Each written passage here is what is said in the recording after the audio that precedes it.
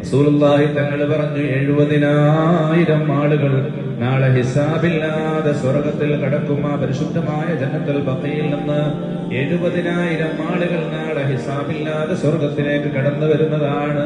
മദീനയുടെ പ്രത്യേകത എത്രയാണ്! ഒരൊറ്റ ഒരു കാര്യം തന്നെ നമ്മൾക്ക് മനസ്സിലാക്കിയാൽ തന്നെ മദീനയുടെ പ്രാധാന്യം നമുക്ക് മനസ്സിലാക്കാൻ സാധിക്കും. അല്ലാഹുവിന്റെ റസൂല് പറഞ്ഞു, നിങ്ങളാരും മരണത്തെ ആഗ്രഹിക്കാൻ പാടില്ല. പക്ഷേ മദീനയിൽ ചെന്നിട്ട് ഒരാൾ മരിക്കാൻ ആഗ്രഹിച്ചാൽ അതിൽ തെറ്റില്ല, അവൻ ആഗ്രഹിച്ചു കൊള്ളട്ടെ. കാരണം മദീനയിൽ മരിക്കുന്ന ആളുകൾക്ക് ആ ബഖീഉൽ ഖർഖദ് എന്ന് പറയുന്ന ജന്നത്തുൽ ബഖീലാണ് അവർക്ക് സ്ഥാനം ലഭിക്കുക.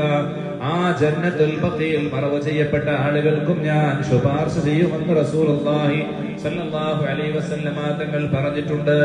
അതുകൊണ്ട് ഒരാൾ മരിക്കാൻ ആഗ്രഹിക്കുന്നുണ്ടെങ്കിൽ അത് മദീനയിൽ മരിക്കാൻ അയാൾ ആഗ്രഹിച്ചാൽ അതിൽ തെറ്റ് പറയാനില്ല. മാ ബൈന ബൈതി വ മിൻബരി റൗദത്തും മിൻ റിയാദിൽ ജന്ന. എന്റെ മിമ്പറിന്റെയും എന്റെ ഖബറിന്റെയും ഇടയിലുള്ള ഒരു സ്ഥലമുണ്ട്. ആ സ്ഥലം അത് സ്വർഗത്തോപ്പാണ്, ഭൂമിയിലെ സ്വർഗമാണ്. അല്ലാഹു നമുക്ക് അവിടെ സന്ദർശിക്കാൻ തൗഫീഖ് നൽകട്ടെ. ഭൂമിയിലെ സ്വർഗത്തിലേക്കാണ് നമ്മൾ പോകുന്നത്. മദീനയിലാണ് ആ സ്വർഗത്തോപ്പുള്ളത്. റസൂലുള്ളാഹി തങ്ങളുടെ മിമ്പറിന്റെയും ആ ഖബറിന്റെയും ഇടയിലുള്ള കുറഞ്ഞ സ്ഥലം. ഇപ്പോൾ അത് വർഷത്തിൽ ഒരു തവണ മാത്രമേ സിയാറത്ത് ചെയ്യാൻ, ആ സന്ദർശിക്കാൻ, അവിടെ നിസ്കരിക്കാൻ നമുക്ക് അവസരമുള്ളൂ.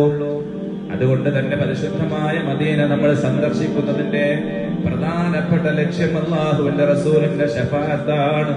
ആ ശഫാഅത്ത് കൊണ്ട് വിജയിക്കുന്ന മുഅ്മിനീങ്ങളിൽ അല്ലാഹു നമ്മെ ഉൾപ്പെടുത്തട്ടെ. അതുകൊണ്ട് ആ ശഫാഅത്ത് ആഗ്രഹിച്ചുകൊണ്ടും റസൂലുള്ളാഹി തങ്ങളുടെ ആ റൗള ശരീഫിൽ നിസ്കരിക്കുവാനുള്ള ആഗ്രഹത്തോടു കൂടിയാണ് നമ്മൾ മദീനയിലേക്ക് നമ്മൾ എത്തിച്ചേരുന്നത്.